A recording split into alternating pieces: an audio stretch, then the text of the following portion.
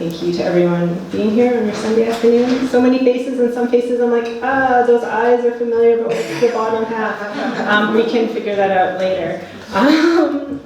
I am Leanne. I'm just going to introduce myself for those who do not know. I have written a few books, and recently I wrote this one called Wet, and that's what we're here to talk about today. But I thought since we're in this space, which is formerly the Mingwo space, historical business here in Chinatown, I thought I'd start off with reading some pieces from my last book, One and Half of You, just some Chinatown feels to get us started. Chinatown, 4x10 room, the gap between books, paper and beeswax, sent captive like insects in resin, selves we shelve for future reference, discover intimacy of sleep. Difficult to catalog, love is full of defiant compulsions. Inhale, wear it like rubies. Nourish body, nourish spirit, attract a lover, attract divinity. When I was a kid, my relations shopped at the same butcher in Chinatown. Mounds of pig ears chopped red and sticky, brown paper wrapped. Water chestnut, pomegranate, pomelo, crunch cartilage, stew hard, bone broth.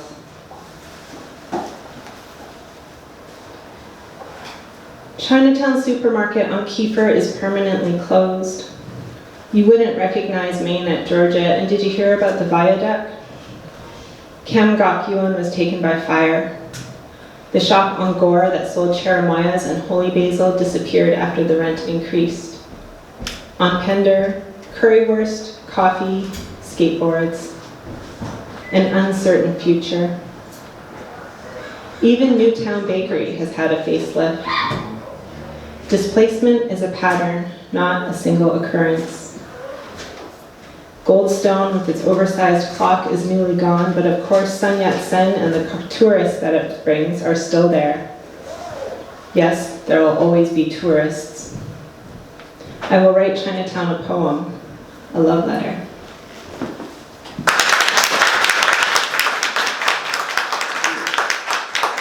That's a very nice sound. Thank you very much for doing that. Thanks so much for being here. Yeah, there's a spot here and two spots there, if folks want. Yeah, there's a spot there. Awesome. Feel free, we're casual, relax. If you have to do your stuff, just go and do your stuff. If it's too hot here, go outside and take a breath of fresh air. There will be no offense taken. Do what you need. All right, so I'm going to read from Wet, which is a lyric novel with photographs that I started in 2015.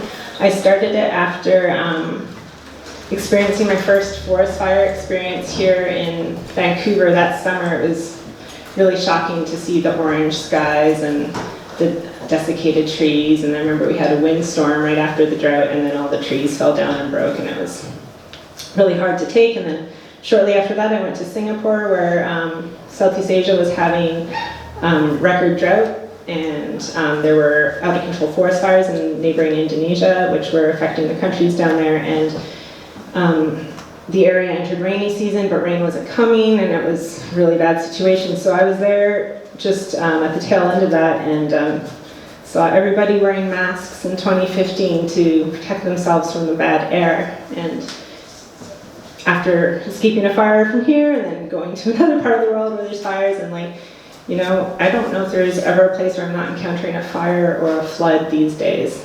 I've been in flash floods in Boston and flash floods in Pasadena, and I'm like, what is happening? So anyways, from that place I wrote this book, and this book is told through the perspective of an Asian American fashion model who's gone to Singapore to work. In this hemisphere, it's the rainy season, but water refuses to fall. Neighboring forest fires in Indonesia taint the sky with stormless clouds. Last summer, the Pacific Northwest trees crisped like matchsticks. I seem to have brought the weather with me. That last line was actually a lyric from Crowded House, the band, and I wrote a poem that was all lines from Crowded House songs, and I was not allowed to publish it. So for your enjoyment or not, I am going to read that poem that was not included in this collection. So I called it Crowded House, and I talk about past, present, and future summers. Sun shines on the black clouds hanging over the domain. Dust from a distant sun showers over everyone. That kind of view don't need an explanation. Everything is good for you if it doesn't kill you. Been waiting so long for these walls to crack. Every summer is a recurring dream. Ice will melt, water will boil. I beg the endless summers to lift their curse. No way to break this spell. Don't tell. All right. So this book is told through fragments. And so I'm just going to read random fragments. I share this flat with a 15-year-old model from Poland and one from Russia who is the same age as me. A domestic helper from China sleeps on a futon behind the living room bookcase. None of us talk much. I grab a coffee and bun from a hip cafe and notice the absence of tip jars. Think about the burrito joint in Ballard with the handmade sign, "Mark got shot, let's help him with his medical bills." Next door, a shop sells goldfish and turtles festering in plastic bags. I buy an ice cream sandwich from the stall at my housing estate, lap the quickly melting vanilla edge, smooth layer after layer. I pass 3 construction workers washing their hands in a bucket of gray water. Make eye contact with one. I look away, look back. He does not smile, eyes fixed on me. I was not born a worker. Small puddles form on the ground as the men clean themselves. Pigeons drink the water. Like they do every weekend, the American and Australian models are going to KL to party. They didn't invite me. I wouldn't go anyway. Don't they know the effect of drugs and booze on their skin?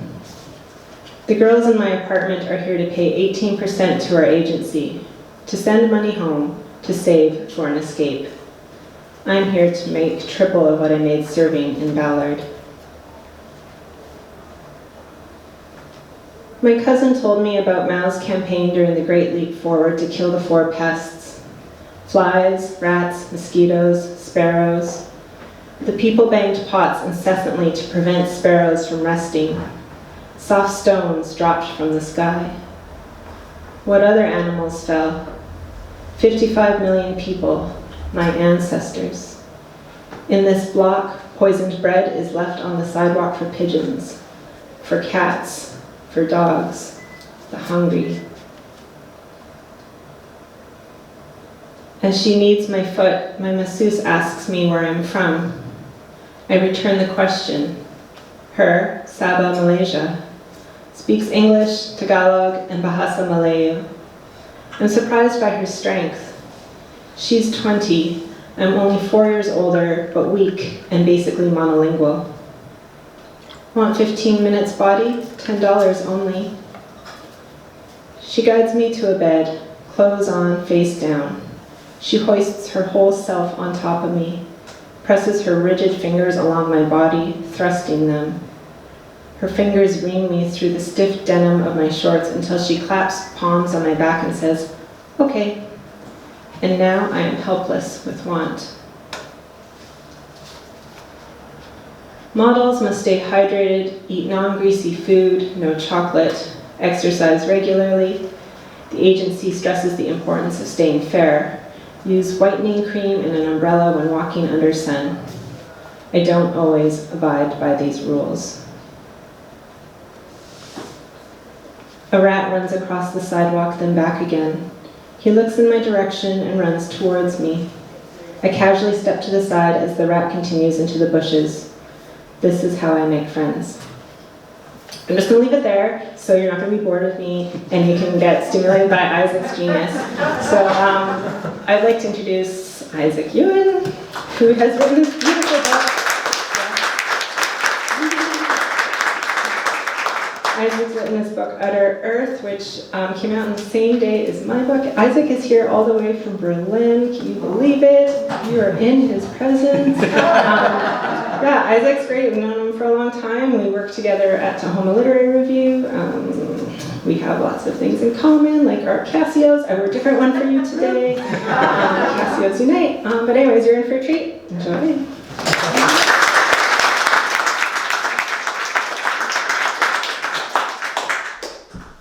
Thank you everyone for being here. A lot of familiar faces behind masks. Really lovely to be back. I'm in Berlin, but obviously I've lived in Vancouver for decades, so it's nice to see everyone. Thank you, Leanne, for the introduction. I was going to do an introduction with you, but I want to get everything right because there's so much. So I'll start off with a few readings, a few intros I think would be good for my essay collection, Utter Earth. It's a collection, I would say, I wrote it as sort of an idea of a literary version of a child's animal book he had growing up, full of facts and things and weird stuff. And I wanted to jam as many animals into the collection as I could. I think at last count it was at about 512, so it's a little bit intense. I'd say it's a bit of a fire hose of information, but that kind of is the point. And it's also a bit of a self-help column on lessons we can learn from the natural world. So that's sort of the spirit in which how it was written. And I'll start with an intro to one of the pieces, appropriately titled, since I went second to Leanne, it's called Second Best is Best. It's a second essay in the book also. Second best is best. Sometimes being at the top isn't all that it's cracked up to be. Like if you were declared the world's tallest mountain one day by a Bengali mathematician and then named for a British surveyor you will never meet. The natural outcome of this is that tourists will start clambering all over you, ascending your north and south sides, leaving tents and oxygen tanks and corpse after popsicle corpse on your slopes. No, sometimes it is better to trail 1,000 feet below and cultivate your image cautiously, like how K2 worked at Slow Magic on Fosco Morini over the years. Just the bare bones of a name, the Italian mountaineer waxes above Earth's second highest peak. All rock and ice and storm and abyss. It makes no attempt to sound human. It is atoms and stars. It has the nakedness of the world before the first man, or of the cindered planet after the last. There's nothing quite like the feeling when someone takes the time to understand the persona you have tried so hard to project. In this case, rarefied and insuperable. So I go into other second best things, like rhinos and peppers and sperm whales. Okay. And so I'll do another one as well as an intro. This one's called The Perfect Party Guest. And basically the idea came from me just trying to write, what would be a good animal to invite to your next shindig? And this is written during the pandemic when that was not possible, so I had a lot of time to write and think. Okay, so it's called Perfect Party Guest. When deciding on whom to invite to your next gathering, be sure to extend considerations to the sloth. Either the two-toed or three-toed variety will do, as each of these distant relations has unique insights to share concerning their suspensorial lifestyles, which is just a tongue-pleasing way to say upside-down tree living. These days, you needn't even worry about tailoring the invitation like you would have 11,000 years ago, when the sloths of the giant and grounded varieties might suddenly show up at your door, not being able to fit through. And wouldn't that be embarrassing? Having to turn away guests because the fire code for your condo common room didn't allow for 12-foot-tall, elephant-sized vegetarians. And even if it did, you may never live down the fact that your party might be the first in history to run out of salad. And then to another one. This one kind of exemplifies the spirit of the book a little bit whimsical, bit imaginative. Sorry for those at the last reading, I read this one before, but I think it's all right. It's called Pick a Mix, Build a Beast. And this is inspired by me visiting or seeing these Build-A-Bear shops in malls. This idea of stitching together a creature, so here we go. In the heyday craze of Beanie Babies and Mega Malls, came the notion that one could stroll into a shop and walk out with a perfect companion. Such a concept to design a friend to exact specifications. Maybe a classic teddy bear with a home sweet home shirt and white sparkle flats. Maybe a promise puppy with a squeeze to play tune and bubblegum scent. But with mall rat culture and in-person retail falling out of favor these days, it is proving trickier to access these craft-a-creature services, or at least the stuffing machines with vortex technology necessary to achieve optimal polyfiber distribution. This is a thing, they have stuffing machines. Perhaps this is for the best. Too much candy and cotton filling can become tiresome. To spring frogs and triceratops, famed for their elusiveness and suspected for their orneriness, need to be reduced to a base snuggleability factor? What if, in this post-heyday age of ours, people are craving something less Avatar-like and more freely animated? Perhaps solace for the soul is found not in an escape to the safe and franchisable, but rather in the embrace of the wild and remnant, the stranger than fiction, the yet to be known. If this sentiment piques your interest, here is a guide for discovering a being you may know but never knew you needed, an instructable for imagining a creature you've never heard of but will be eager to encounter, a manual for populating your inner sanctum with inhabitants nonplussed and non-plastic, guaranteed to prosper long in the mind. Thanks.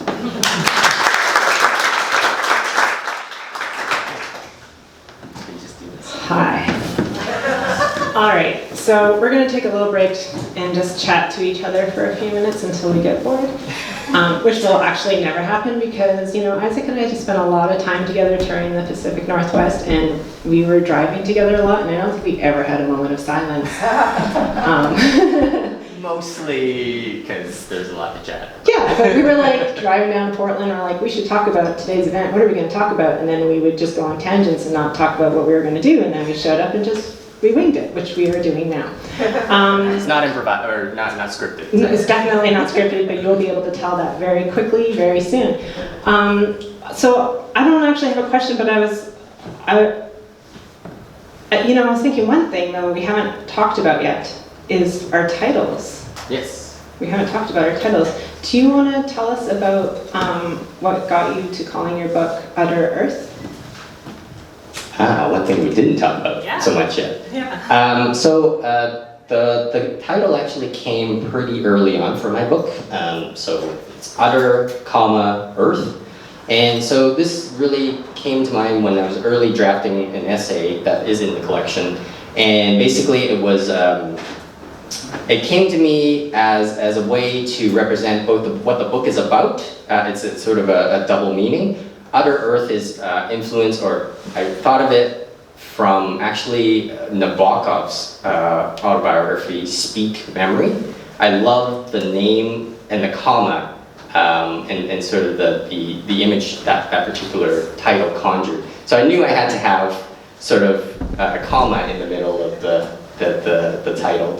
And this idea of utter can be utterly, utter can be a verb in terms of speaking. First draft of this, also the title was something like Earth Speak or Earth Jazz, some element where the earth is really what I want to communicate is like there's a lot of stuff, a lot of animals, a lot of entities in this book, and I almost want those elements to be part of what the earth is speaking. So I thought that the title really, Utter Earth, you can say utter the earth, or utter earth as in the earth is actually speaking and you know, to the reader. I think that was just something that came to mind relatively early on, and then I just basically went, okay, that's it, it's settled. Because sometimes it can take you a really long time to find a good title for a story or an essay. never comes together and you're never happy with it. So I was like kind of fortunate to have that.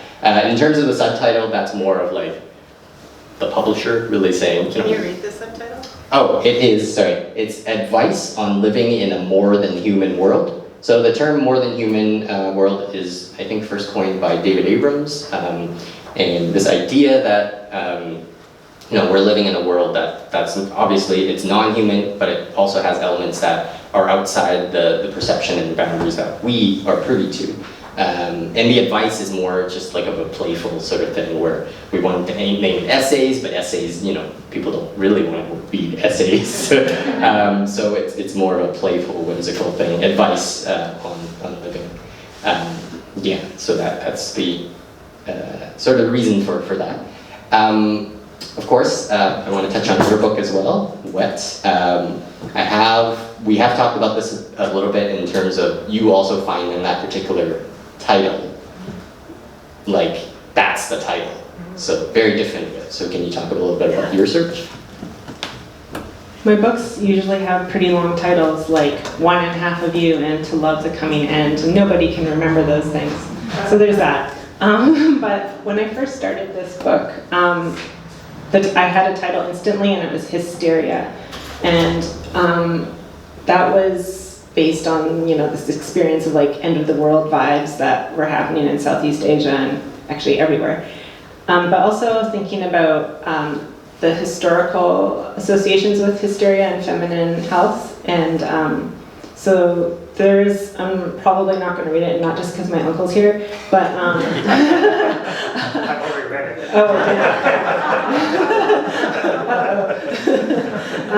But then, yeah, there's a whole thing about sexuality throughout female bisexual sexuality. So that was a big part of it that I wanted to write about, and I did, but it ended up not really being the focus. And I don't even really know what the focus is. There's like environmental catastrophe, there's the plight of migrant workers, there's the more than human world and their considerations. So there's a lot going on in this book. But I did realize maybe Hysteria wasn't the right book name because somebody else released a book called Hysteria that was in my MFA program, and I'm like, oh, well, I guess I can't do that anymore. So I had to change it. One word I thought of was solastalgia, but no one knows how to spell that, no one knows what it means. And then the person who hosted our reading in Portland had a book called Solastalgia that came out last year, so that one wasn't it. But that's okay because I had already come up with Wet, and there are a lot of associations, some I won't talk about because my uncle is here. But we're talking about a time of drought. And so you're reading a book called Wet and it's like dry, And so I was really interested in that tension. I'm going to spoil it for you. It does rain eventually in all the ways. So, it's worth your $22, let me say that. So I definitely felt that the title really captures the whole element of the book in all the various facets. Sorry.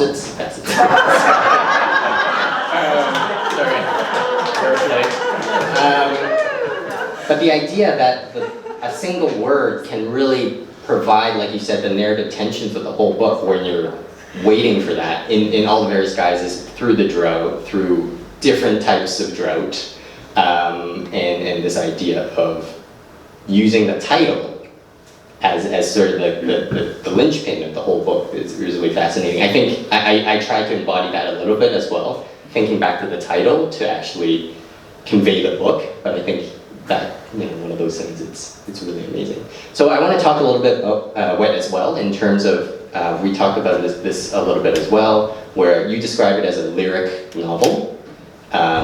There's lots going on there in terms of, there's obviously the structure and the formatting. There's also a lot of photography in the book as well that forms its own narrative. So do you want to talk about sort of this idea of the work coming together as with different elements to it, creative elements that you put together into an entire work? I can try. It's just the way I am.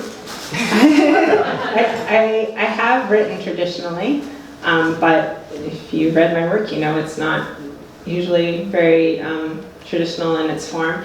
So I guess like I think part of it is just having this like I feel like I have a bit of a fragmented identity, you know, being like Croatian, Chinese, and bisexual, like living in Canada, Asia, all over the place, you know, like I feel, yeah, fragmented as a person in a way, and I guess that's part of the reason why I wrote this book in these, in this fragmented narrative.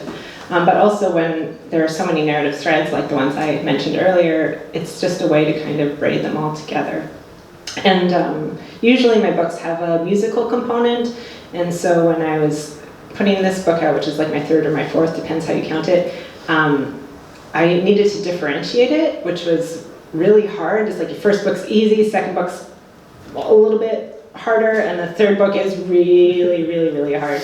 Because, yeah, I didn't want it to seem like, oh, Leanne's doing her silly Leanne thing again. So I had to, like, think of a way to make it fresher. And so photography was something I hadn't done in a book-length project yet. And it's my longest book by, like, 20 pages or something. So this is me trying really hard. But I was trying to differentiate, and I was trying to serve the narratives that were in the book. So that's just how it came out. So Isaac also has images in his book. Do you want to talk about that? Or I also want to just point out that Isaac's like got a lot of interesting components to his book, from the contents to the index glossary in the back to like the sensory divisions of the sections, yeah, and images. So there's also some hybrid stuff going on here. I'll let you speak to that. Yeah. So, it's a book where I wrote sort of over time in a series of essays, but I think the interesting part, the more interesting part, other than just writing the essays, is putting it together. And there's, I think, an art to putting together a collection that nobody really teaches you. So this idea of where one thing goes, and where should it go, and how should it look on the page. So I gave a bit of thought onto it, and came up with this structure where I actually used one of the essays and used it to form the spine for the collection. So I broke up one of the essays into 7 parts and then used those as ways of organizing the rest of the collection. So, and the essay really was actually called Utter Earth on its own, so it made sense. I was like, I want to do something with this. This essay is really weird. And then so it broke up into sort of 7 parts, and each one sort of dealt with a general theme. I didn't want it to be too precise on sort of a sense. So one of them might be spectacle, that's very visual. One of them is din, which is more sort of oral, or, you know, based on hearing and sound. And then later on it deals with more sort of environmental themes like duress, you know, stress in the world, or rebound, which is like, you know, recovery and resilience. So in that way, sort of, it really helped me sort of slot in essays that sort of have a tangential or very closely themed idea around that particular subject, and then it also helped me figure out, oh, I need one here to sort of flesh it out and figure out if it actually fits. So that was really fun. And then the idea is that also these things are really friggin' dense, and I understand that. Don't try to read this all at once, it won't work. You will not have a good time. But at the same time, it's like I really wanted to have a bit of white space and breathing room for the book. So that's why I approached this particular designer, whose work I really love, Julian Montague. He's based in Buffalo. He does a lot of weird and interesting projects, like designing book covers for books that don't exist, albums that don't exist. He just likes doing it. And so he came up with the idea of sort of having these very simple silhouettes of creatures that are mentioned in the essay, and so that evokes, and it gives you a bit of a breather in between things, and I think that really helps a little bit of breaking things up. Also, like, there are other experimental things in here where it's just, one essay is just basically a list of all the animals that are mentioned, maybe a third through the book, just to give you a pause. It's like a, what do they call it? Intermission. Something like that. Commercial break, yes. It's like, hey, remember these things you just read? And some of them at least, you're like, what is this? And then it has its own weird sort of strange, almost like a chant sort of feel to it if you read it out loud. That was really fun.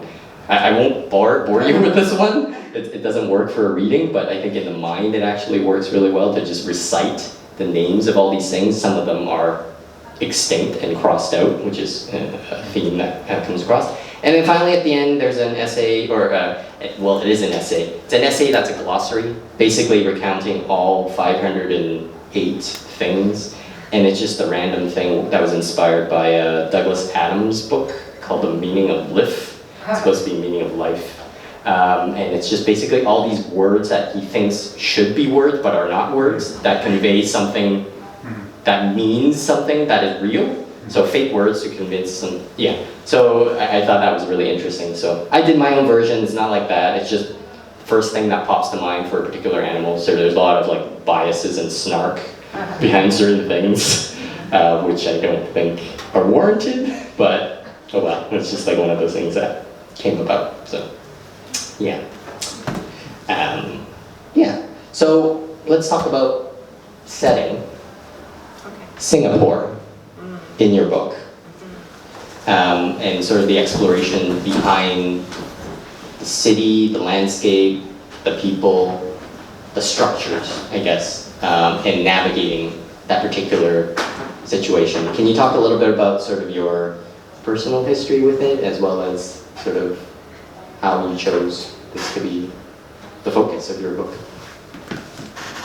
I didn't want it to be the focus. It is not the focus. When I first started writing this book, it was unnamed Asian country that's very hot, and it's very small. But it was like that for the first few years, but then I was like, you know what, I just gotta own, my first book has a lot of Singapore in it. The second book has like a few pages of Singapore in it, and I just didn't want another Singapore book. So I'm calling this the end of my Singapore book phase. But yeah, I modeled in Singapore a long time ago, and that's where a lot of the inspiration came from. This is fiction, I must say, but I, of course, had some experiences to know that modeling sucks, and I thought it was a good foil to show the experiences of people who come from other countries to work in a metropolitan city, country, state, to contrast to the people coming from poorer countries who are there to make better lives for themselves, and then it doesn't necessarily go that way. And so I wanted to draw attention to that through the perspective of this migrant model. But yeah, I mean, Singapore is a dystopic place. There are things to like about it and things not to like about it. And if you would like to know more, I would suggest you read Tanya de Rosario's book. It just came out this spring. It's called Dinner on Monster Island. It's essays that are basically the extended version of this book. And you will see what it's all about. I'm thinking maybe we should read. Sure. Yeah? Is it okay if I read? Yeah. Are you gonna? This is our last event together, and I just want to hear my favorite bits. You know? Okay, I'm gonna stand because that's what I said I like to do. All right. Okay. Nature is failing. She burns and burns, forgetting what it feels like to be wet. And me, weathering, a salted cup, waiting for damp. Nearby, forests scorch, not a sky-born drop, yet water pours from faucets. I only shower when I have to. Bathroom tiles like chiclets, under a layer of eggshell paint, a line of ants embalmed. Cats wail in the alley. Should I leave a dish of water out for animals, or will that only breed mosquitoes? Who gets to survive? Fires consume bodies. We wear white masks to filter toxic breaths. I believed my mother was an honest person. She worked the same job at the electronic shop until it closed 2 years ago. Some nights she didn't come home and none of us said anything about it. I tell people I model because I need the money. It's a truth and it's a lie. The truth is, when I was a kid, I couldn't stand the smell of cantaloupe, and now I can't get enough of it.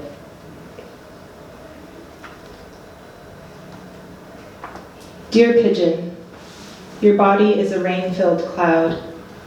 2 strips of night band each wing. The aurora of your neck must magnetize you to earth. Why are you so anxious? You've made maps, but the city changes. You're famished, but the bread you've eaten crumbles your bones. So one of the things that's going on in this book, one of the many things, is there's a fairy tale thread.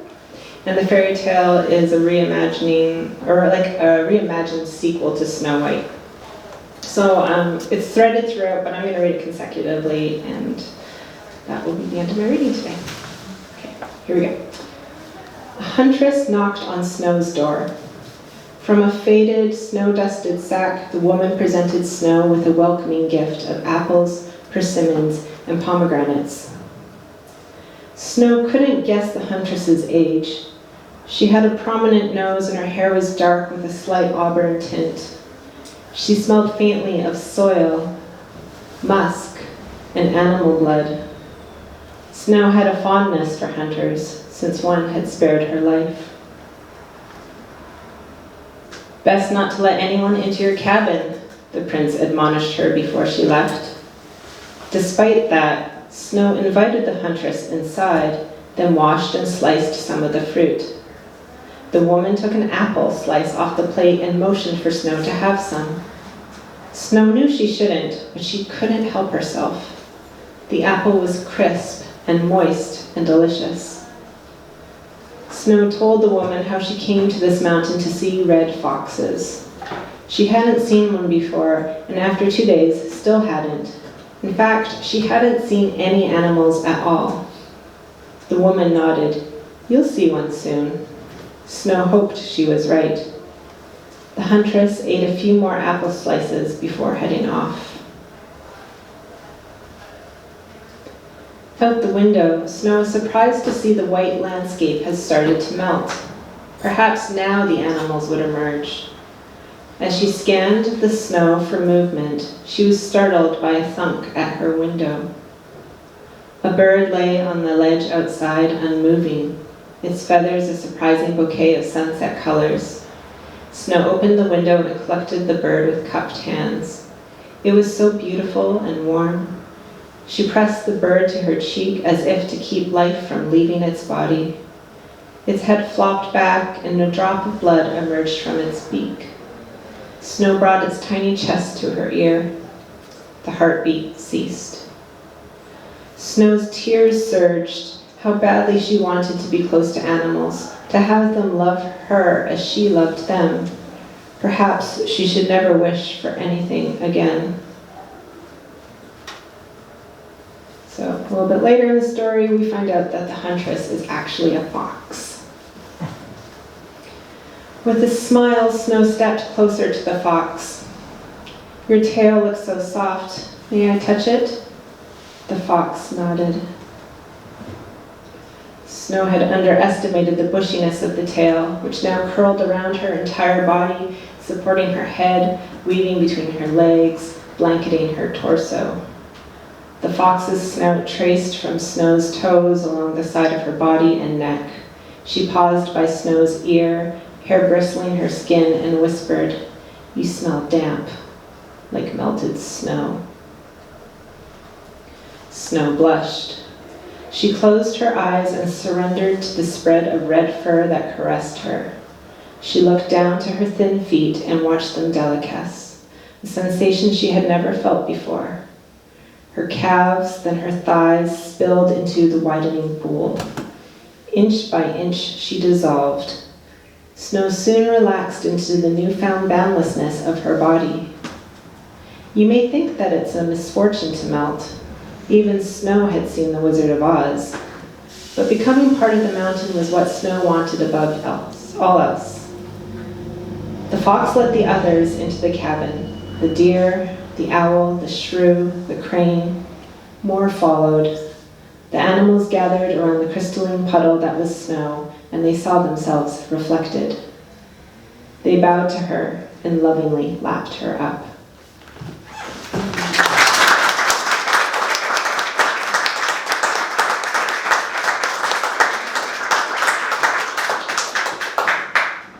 My favorite part as well, at the becoming of the mountain. I love that. So I will end off with a short piece. It's an ending to an essay in here called Going to Ground.